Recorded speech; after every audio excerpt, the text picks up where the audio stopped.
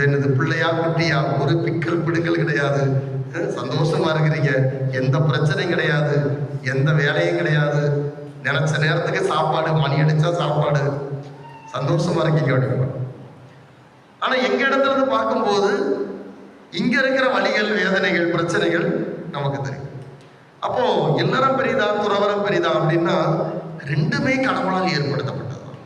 அதனாலதான் ஒரு தடவை 50ஆம் ஆண்டு கோல்டன் ஜூப்ளி பொன்விழா கொண்டாடி கொண்டிருந்த தம்பதியருக்கு திருத்தந்தை அவர்களை கூப்பிட்டு அவர்களுக்கு திருப்பலி நிறைவேற்றினார்.